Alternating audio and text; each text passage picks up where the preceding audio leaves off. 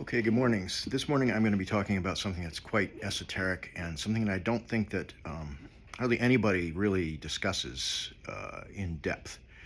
And this is tangential to astrology. If this is something of interest to you, you can sign up for my astrology class, which I'm going to be officially putting out very soon, which deals with the mystery cults and the way in which the mystery cults were actually, the structure of the mystery cults is actually embedded in the zodiac itself.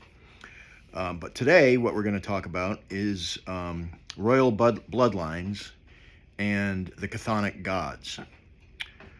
So, this is something that I think is of interest to a lot of people because we hear this trope all over the place, which says that the elites are satanic pedophiles who are sacrificing children, and they're performing all of these rites and rituals that are ancient, and nobody understands them, and they're horrific, and nobody, as far as I can tell, really has gone in and tried to explicate the actual link between royal bloodlines and the Chthonic gods. And what I mean by Chthonic gods, for those people who aren't sure about that word, these are the gods of the earth.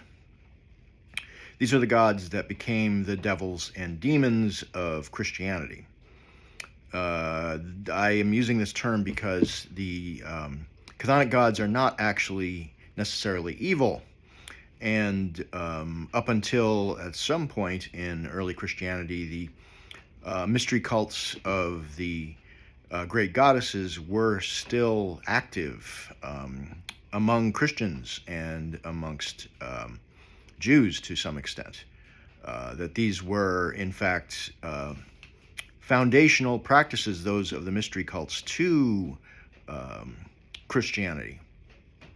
That Christianity was actually grafted onto the Mosaic tradition, but its actual structure and mythology is entirely that of a Hellenized religion. It is a mystery cult religion that has basically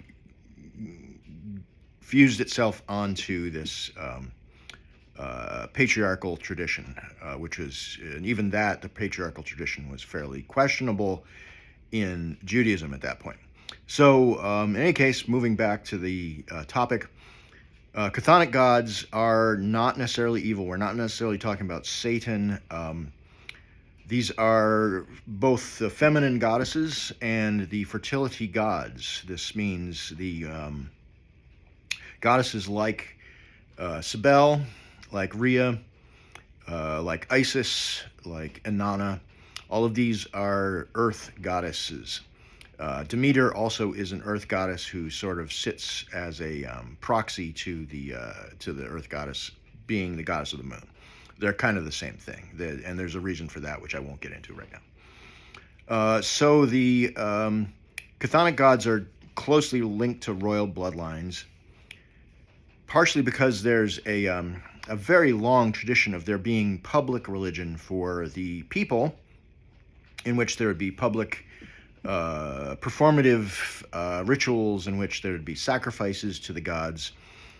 Generally, these would be held in order to propitiate the gods, so that the gods would not come and ruin the crops. They wouldn't come and have invading armies come in, or have the local volcano explode, or do all of these things that would ruin people's lives. So the priests of the public religion were pretty much untouchable to the people. This was something that was going on the level of the royal families and in the name of the nation, or the state, or the kingdom, or whatever. So this would be public in the sense that it had to do with the running of the kingdom, of the public sphere, of the of whatever, however things are grouped into a kingdom or whatever.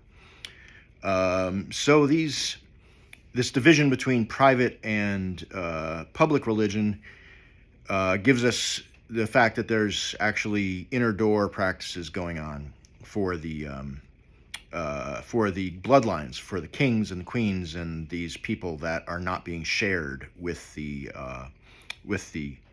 public at large. So the gods that they would be worshiping in the inner door practices essentially were these gods of the abundance of the earth. These are feminine goddesses, as I mentioned, Isis and all of these others.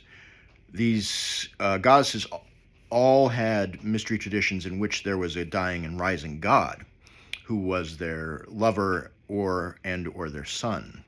And their lover son was always linked to the fertility of the earth. They were dying and rising gods that they were linked directly into the growth or death of the agriculture and the mushrooms and the seasons of the year. So there were seasonal celebrations, and this was actually common to the people as well as to the royal bloodlines. So within this sort of sphere, we have this chthonic religion. We have eugenics. We have the practice of having caste systems which tell people who and when they can marry. This goes to the Bach saga. For those who are familiar with the Bachs, the Bach are an ancient bloodline coming out of Finland and Sweden, who were the Bachs. They were the Lemminkainens, and they created. They were basically the heads of these of hierarchical fertility traditions. So, according to the Bach saga, these are the people who set up these pyramidal sort of caste systems that would dictate who could marry whom and when. So this is eugenics, basically. This is perhaps not as insidious as what we're dealing with now with the eugenicists who want to kill people off with their basic premise that there's too many people on the planet. Generally, there were, I don't think that was the case in the deep past. They weren't trying to get rid of people. They were just, at some level, they were trying to make sure that there was no inbreeding, because in the deep past, they would make sure that the caste did not actually intermarry within their own caste. So that's a little different. So we see within the royal bloodlines, that idea of marrying between castes got thrown away. And it did at a very particular time in history, which if you're interested in that, you can read the Bach saga. So we also get things like jus prima nocte out of this, where allegedly the kings or the royalty would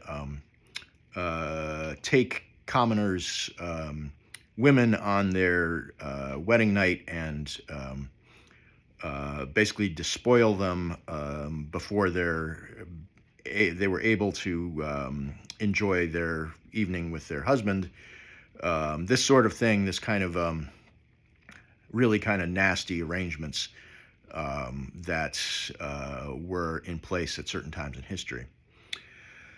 So these chthonic gods also, because they're chthonic and because these practices were publicly known, at least partially in very deep history, they were no longer really public after a certain point. I think the royals just did not tell people what they were doing exactly.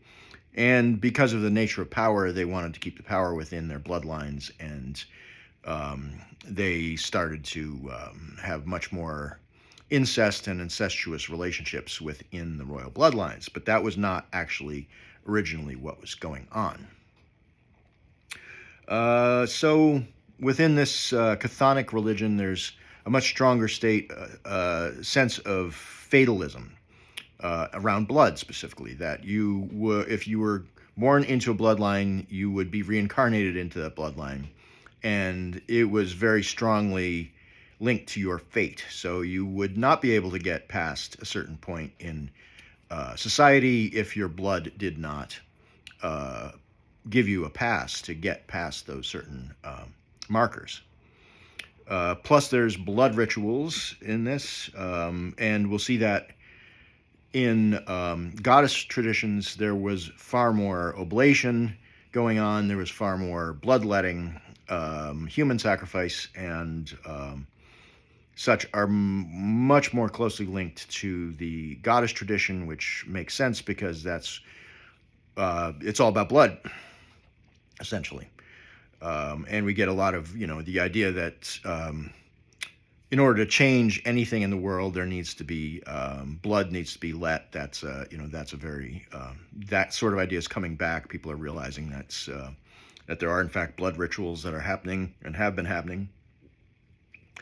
So the Chthonic gods also have everything to do, as I said, with fertility rites. So fertility rites and rituals, and the procuring of bodily fluids, essentially. The herbal traditions, which I should mention that along with fertility within this general realm of divinity, fertility and frenzy. So we get frenzy as one of these important ideas within this. So we get Dionysus being the god of the mystery cult tradition, the protector of it, the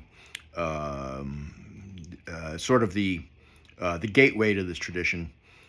He was the god of frenzy first. He was firstly that, and all other things came out of that because the rituals required pretty serious psychoactive drugs to bring people into the states that they needed to be in order to decondition them to normal life and to become a part of the cult where it would change them forever, essentially.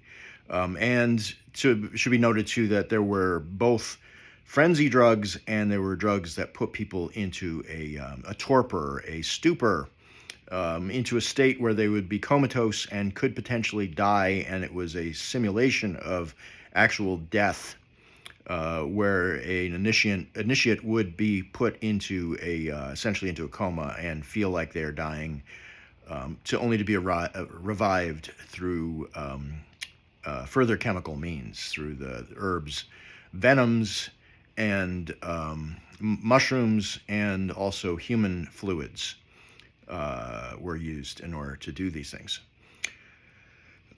So that's the basic idea of the Chthonic gods. Now, just to focus a bit more on the royal bloodlines themselves. So it was important to know that royal bloodlines were international. We think about the king of this, the queen of that, of this place, that place.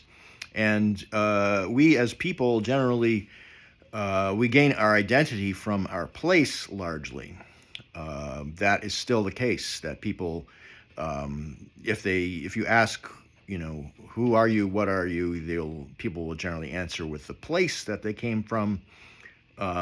If you have examples of people like the Scots traditionally would probably answer you by saying their clan first, their blood. They would say their blood first, and then probably mention where they're from to show, and then further define that, I'm this clan from this area.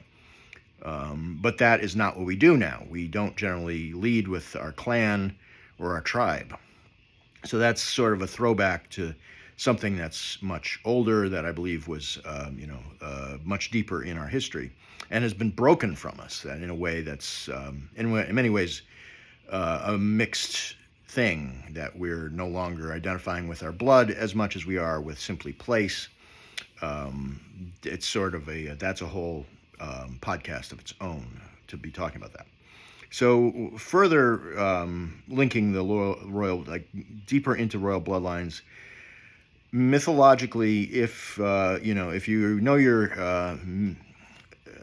mythology and where it sort of dovetails with history, there's all of these times where there's unnatural births of demigods, and also people who are who undergo apotheosis, where they become posthumously named to be gods because they're Their activities on this plane were so exceptional that they could only have been from divine seed.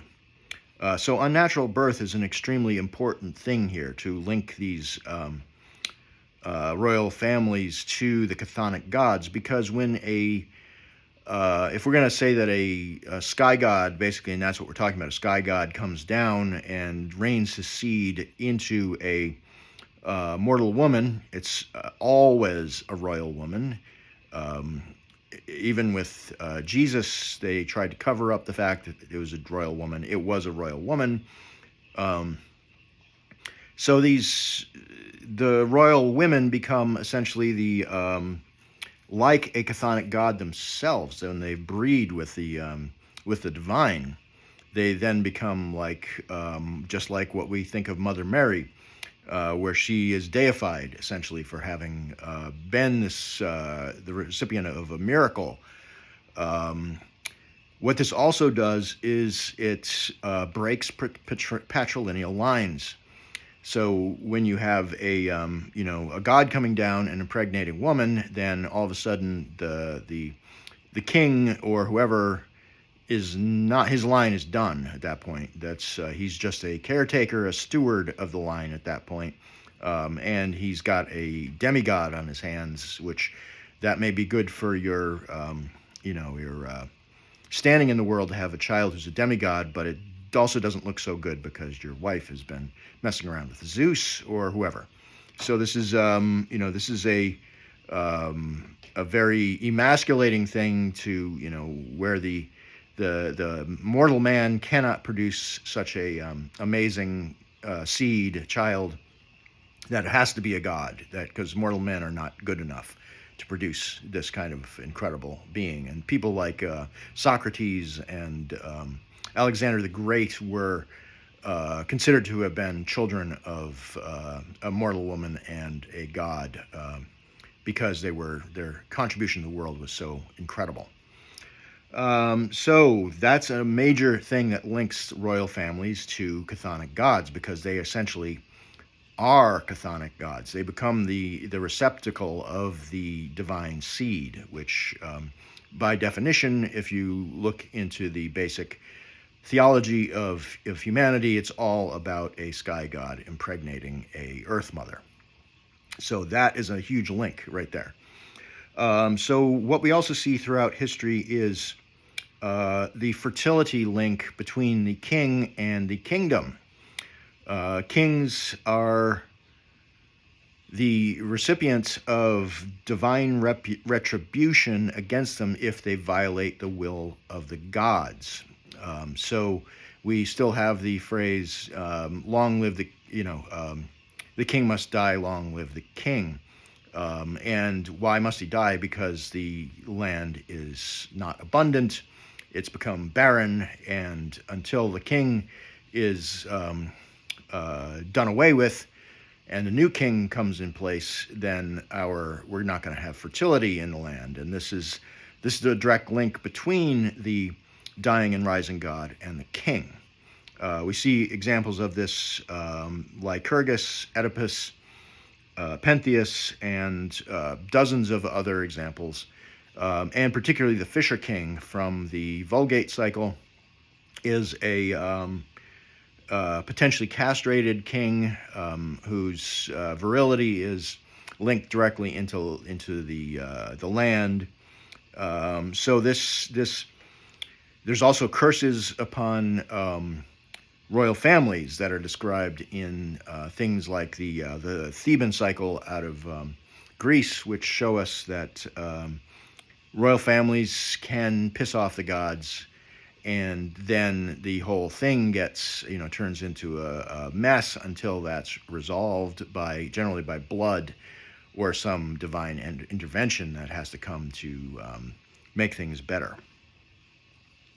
Okay, so this is all that I'm going to talk about for this right now. These are all important points. So if people, if you hear people linking the royal bloodlines to chthonic gods, demons, devils, Satan, all of these things, remember that these are actually come from this category of chthonic gods, which again were not necessarily evil. They were problematic, and I could spend another 20 minutes talking about how problematic the chthonic gods are, the goddesses, and their the whole paradigm that represents. Now, if this is of interest to you and you're an astrologer, I have a class which is going to be linking all of this into the zodiac itself. I'm not going to go so much into the stuff I just talked about the royal families, but we're going to find a lot of clues about royalty and blood in the house system. We're going to look at that in the zodiac's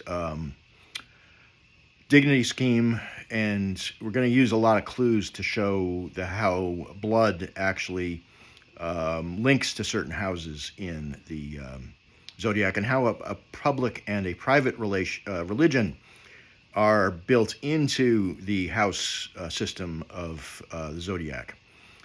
So if that's of interest, you can go to my website. The landing page is going to be up very soon, so you can sign up for that, and it's going to bring all of this directly into a astrological setting. My website is michaelmsuter.com, and my Substack is msuter /diamond, DAIMON, seed astrologer.